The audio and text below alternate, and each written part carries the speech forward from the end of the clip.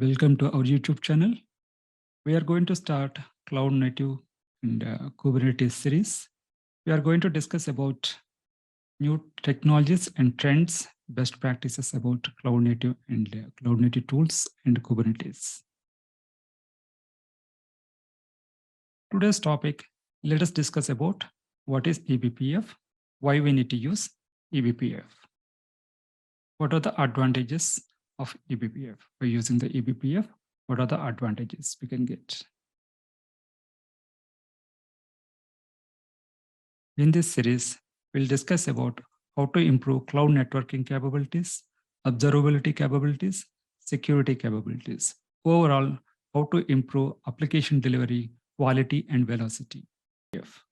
Before discussing about eBPF, let us try to understand application delivery process or application delivery process. Initial days, people are using like a different single server application, right? Later, we adapted 3-tier applications and distributed microservices.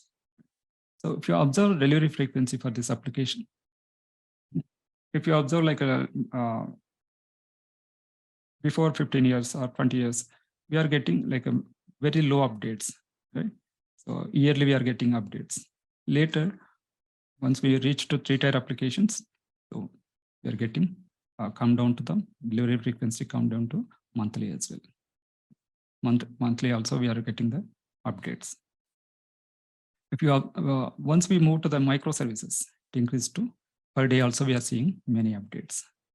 We observe like applications. Okay. Example, some Facebook, Flipkart, YouTube, Facebook, different application. Nowadays we are seeing many updates for the days each day. Each day we are getting many updates. Along with the application architecture, operational complexity also increased. Operational complexity also here increased. Compared to 3-tier applications, we are seeing more complexity in the microservice. Why it is more complexity? Let us try to understand. Let us take any application. Okay. Let us take any application here. Suppose if you observe any ICICI bank application, one bank application. Here we are trying to access our website. So let us say this website is placed on the monolithic. Here multiple services are there. Multiple services are there. We are trying to access accounts, cards, loans, etc.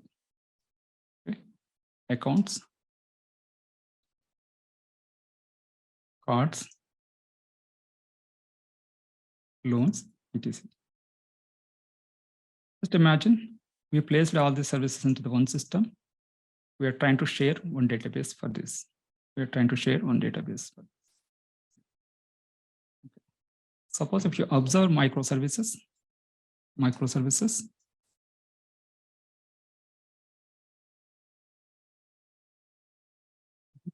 you observe microservices, you can create these services individual services. Accounts, cards, loans. Okay. Accounts, cards, loans. So what is the difference between these two? Let us observe. Loans. Okay. Suppose if you want to scale specific service, just imagine we are getting more traffic for account service, but I want to scale this only account service. But in monolithic, we can't do that. We need to scale entire application. We need to change our entire application. Right? So here you will get some downtime. But if coming to the microservices, you can scale accounts without any downtime for the other services. Also here, we can use individual database as well. Individual database for each service. Okay. Each service we can maintain. Okay. Individual database also. Okay. So by using microservices, so we can provide high availability, scaling, right? Isolation also. So due to these advantages, many of the companies, they started adopting microservices, right? Microservices. Suppose if you want to implement any service, so we need to implement multiple services as well, right? That's why operational complexity will be more for the microservices. Okay, now let us try to understand operating system structure.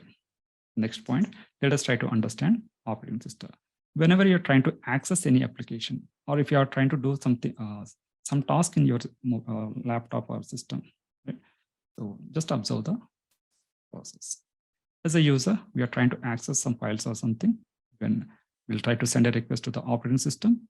From there, we'll try to reach resources like hardware resources, whether it is CPU, RAM, or some storage. Let us try to elaborate more. Here you can see different users are trying to access the system. Here are different applications, software systems, system software and application software. Here operating system. So here we are sending request to the hardware. Let us try to classify into the more. Here you can see user space, kernel space. So we are dividing operating system into the different components. Here you can see user space and kernel space. So user space will try to send some requests like whether you are file opening or you are trying to access some application, different things you can see, right? So from there, we are trying to send request to the operating system. Here you are saying that kernel space. In the kernel space, kernel, and from there, we'll send the request to the hardware. So from user space to kernel space, we are sending request to the system call. Right? System call is an interfacer between user space and kernel space. From there, we are sending the request to the hardware. So user space, we don't have direct access to the hardware. So kernel will send the request to system call. System call. So next. Suppose if you want to, currently we are discussing about operating system, right? Whether it is a Linux, Ubuntu, different operating system, Linux or different Fedora, different operating systems you can say. I want to introduce like a new feature for the, as a community group member, we want to introduce new feature for this operating system, right? Introducing a new function to the kernel, right? It may take a long time. Right? Why it may take a long time? Because we need to get an approval from community owner, right? We need to get a community members also. So it may take, we are doing the changes for the distributions, right? Whether it is Linux or Ubuntu or different things. So it may take a long time. So we need to analyze the risk also by changing these features. So kernel, we need to observe the risk also. So it may take a long time to introduce the changes. What is the alternative for this? Right? What is the alternative for this? For this, we can add kernel modules. Right?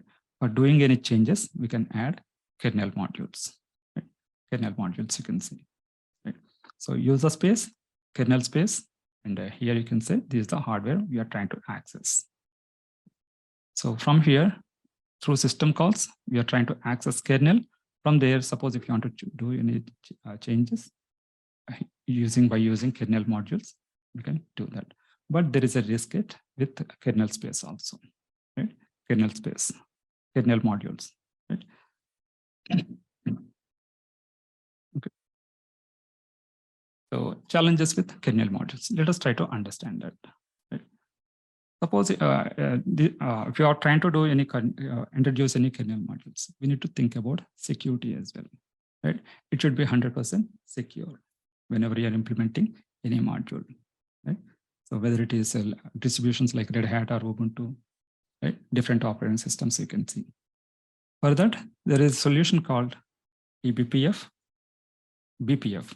Initially, we'll call it as a BPF, which it is a Classic BPF. BPF abbreviation is Berkeley Packet Filter. In this picture, we can observe this is the user space, kernel space. Right? So before BPF, packet filtering was done at user space level. So by using the BPF, also this is a complicated process. packet filtering at the user space is a complicated process.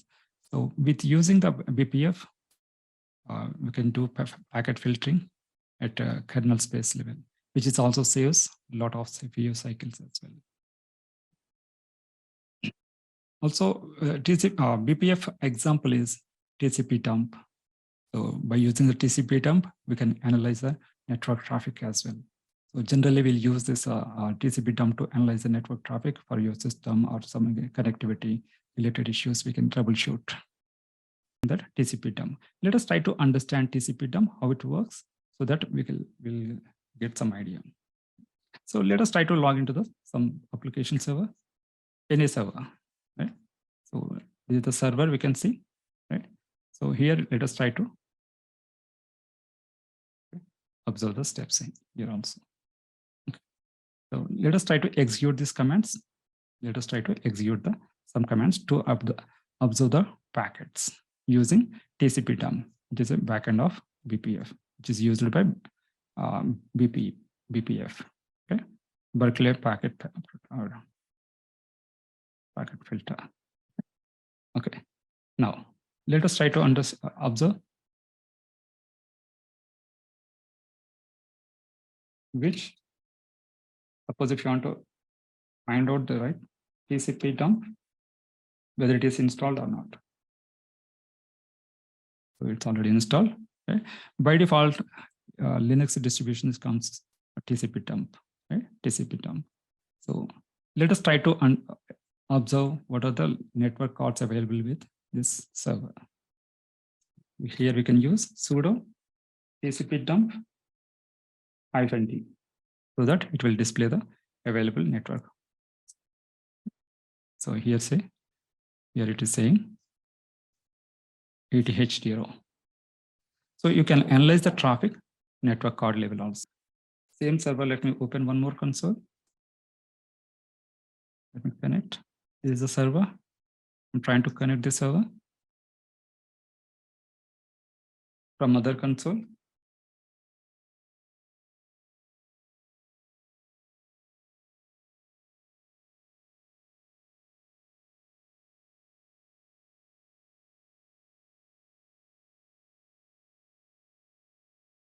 Okay.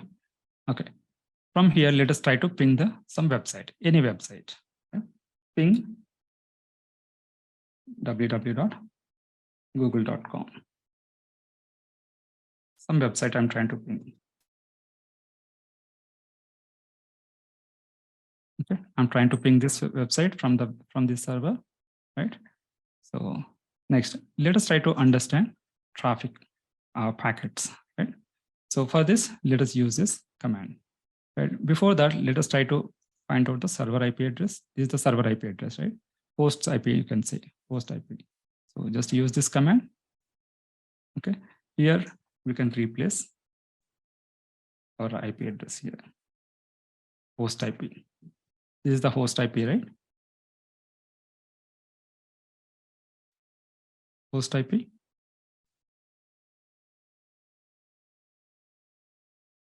Now we are trying to understand network traffic. Okay, so here you can enter the command. Okay.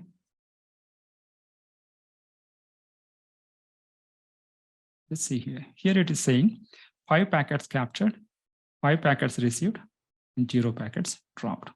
In this way, we can observe TCPDUMP. Okay. Till now we observe BPF, right? So next, why we need to use eBPF? What is eBPF? Extended Berkeley packet filter, right? So already BPF is there, right? Why we need to use eBPF? BPF, when previously we discussed about BPF, it describes more about network traffic. But eBPF, while coming to the eBPF, it discusses about event processing and filtering as well. Not only network, it will also discuss about event processing and filtering. Right? So same as it's like same as JavaScript. Like whenever you observe JavaScript, right, it enables the interaction of a website and web visitors. Right? Whatever content is there in the website, so it will be enabled to visible to the users. Okay.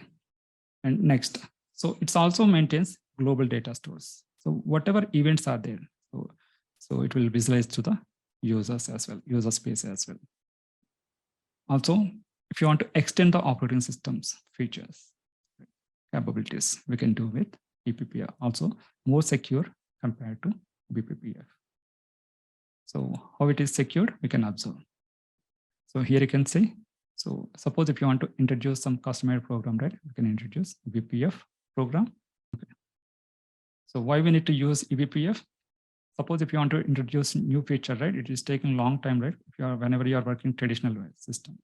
So while using eBPF, we can introduce more rapid way. Okay.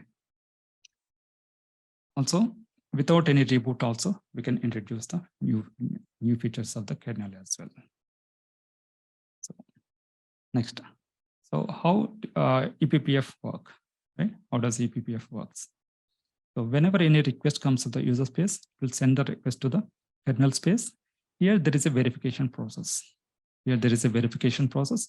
If it is approved, it will be executed. Otherwise, it will send the rejection request, rejection process. Okay, let us try to understand how eBPF our commands will work. Right? Let us try to understand in our Kubernetes on-prem system. So we installed one Kubernetes system. Kubernetes master is there. There, let us try to execute these commands and we can see the output. Right? So before BPF, we are saying that, so packet filtering will be done by user space level. After, while using BPF, we are saying that packet filtering will be done at kernel level. By using the eBPF, what is the difference? Let us try to execute the command as well. So for that, we have taken one Kubernetes master, right? Kubernetes master. So this is the Kubernetes server. Okay. So let us try to execute the commands. Okay. So for this, we are trying to install bpftrace. So we need to install this agent. Okay. We need to install this agent. So let us try to install apt-get install. So here you can enter the command. Let me install it.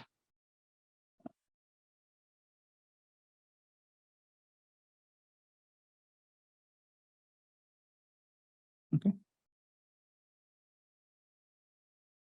So we are installing bpftrace. Now, once it is done, let us try to execute next command. System calls count. So if you want to count system counts, system call count, right, by programs, let us try to observe by executing this command.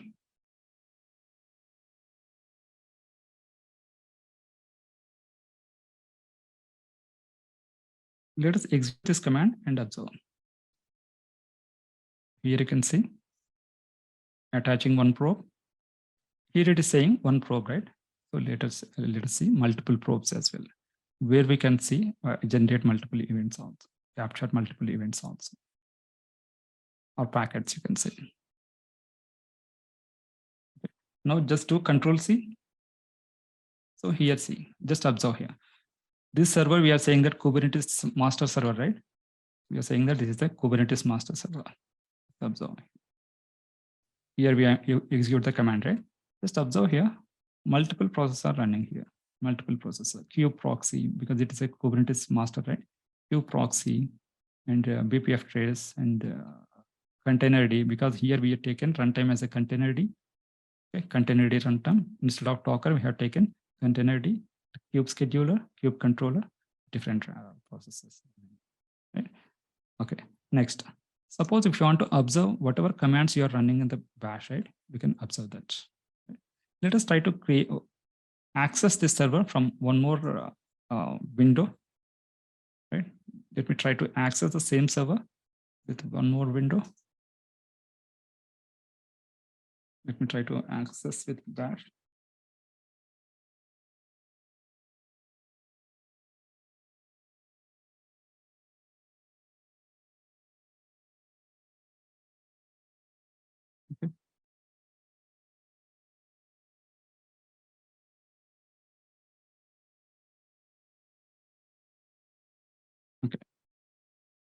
now.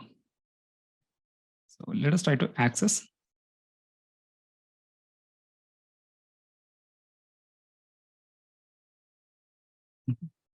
These commands, right? Currently we are executing these commands. Now let us enter this command. What are the commands executed in the cache if you want to observe? Okay. So here you can enter this command. Just observe. In other window, let us try to execute some commands. In other window, I'm executing some other commands. kubectl get node.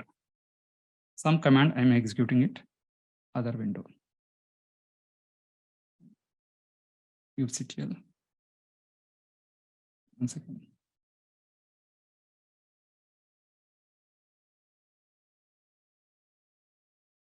Some CMD. Just observe here. Whatever commands you are executing, right, is showing here. Right? Some host name. kubectl. Right? Whatever commands you are entering, so it is showing here. Right? In this way, we are capturing whatever things are happening within the system. Right? We are trying to capture that. Okay. Okay. Next one. Let us try to observe processes as well. Different processes. Okay. Let us try to execute this. We are trying to execute this command in one window and right.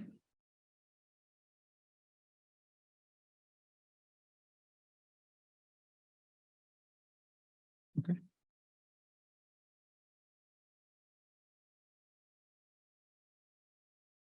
Okay. Here you can enter.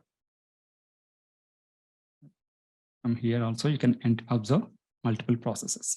Whatever process you are running, right, you can observe that. Okay. Example, top. I'm entering top command. Just observe here, top command. And also it is generating some whatever things you are managing, right? So it is also some kubectl. Okay. Get pod -o -n cube -system. Cube system. Okay. Just observe. Whatever processes you are running, right? Here you can capture that. Here you can capture that as well. So by seeing this, we are able to observe whatever things you are seeing doing in the system, right? We are able to capture that, right? We are able to capture that. So some of the probes we are seeing, right? Here we are, some of the probes we are able to capture that. Just see what are all different probes we can capture at system level. Here you can see. Okay. Within the system, we can capture many areas like CPU area, memory, and operating system, and different things we can capture, right? Software, different things we can capture. So we can understand our entire system by using these probes, right? BPF trace probes, but we can understand our entire system. Okay, so to avoid the issues. Okay, next. Now let us try to understand same scenarios in the Kubernetes. Whatever things now we implemented, right? Let us try to understand, right? So user space and kernel space we are saying. This is the bare metal server. On top of that, we are installing Kubernetes, right? Kubernetes, right? So here we are installing, we are creating different pods, single container pod and multiple container pod. Okay, so these are sharing same worker node, you can say, right? Same worker node, you can say. Okay, from there, here, whenever you are trying to create any containers, it will reach kernel. By using the kernel, we are creating containers, container networking. Suppose if they required container networking, accessing files, different things we are doing. Right? Also, next. So whenever you are trying to create containers or container networking, right, system call will be routed to the kernel space. Right? System call will be sent to the kernel space. Okay. Next. So kernel aware of everything on the node. Okay? Whatever things are happening, right? So it will be aware. So now we are saying that instead of that, we are adding eBPF, right? So by using eBPF, we can observe everything on the or behavior of the application, right? So we can understand our entire system by using eBPF. By using eBPF, so Kubernetes, like whether it is Kubernetes developers or admins, they can understand more about internal structure like pods and nodes, whatever happening in the inside, right? They can understand more. So there are multiple tools they can use. So coming to the cloud native eBPF, right? Multiple tools they can use, right? Observability, application observability, and networking service mesh, and security. So here, just observe most of the, what are the areas we need to use, we'll use in the eBPF? Networking, security, and observability and tracing, right? So if you observe here, multiple projects are there. To address these issues, multiple projects are there. Cilium is the most famous one. Cilium, Catron, and different, this Facebook related, and a Pixie. Suppose if you want to observe, right? Pixie and ground cover, different companies are there. So from here, so verifier and cheat. Here request will be verified, it will send to the OS and runtime. So here you can say use cases and user base and from kernel, okay? Different advantages. Next, so what is the observability? Nowadays we are saying that observability, right? What is the observability? What is the difference between observability and monitoring? So here you can see monitoring is a reactive method, observability is a proactive method. It means, suppose if any issue, example, let us say some servers are there. Here we'll say that if any server reaches CPU more than 75% or something, more than 75% or something, we can call it as some 75%. We can call it, we can set some threshold warning. Okay? So it will send warning alert, right?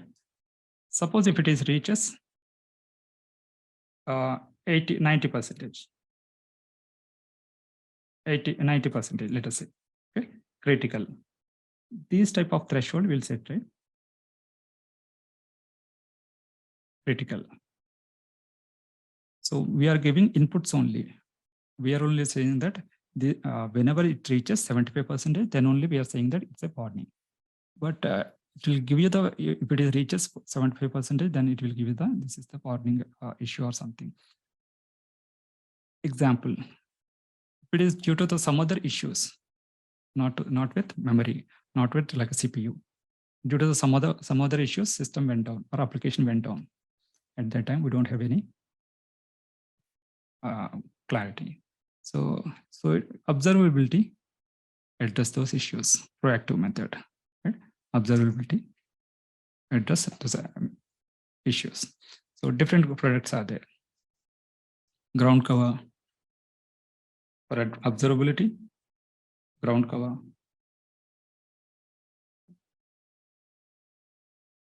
Ground cover. Pixie. Cilium. Okay. Multiple products are there. By using these products, so we can address. Today's topic summary. We observed differences between different sections like before BPF, BPF, and eBPF. So packet filtering was done at user space level, and network packet filtering done at BPF in the kernel layer, and in eBPF, event processing, network and maps security done at kernel layer. Example tools are Cilium, Calico for eBPF, and BPF, TCPDUMP, example one. So by using eBPF, we can understand more about our system-related events, security, and network, and maps also. So we can understand this is a system using maps as well. Thank you for watching. Next session, we can discuss more about cloud native tools and Kubernetes, latest trends and technologies and best practices.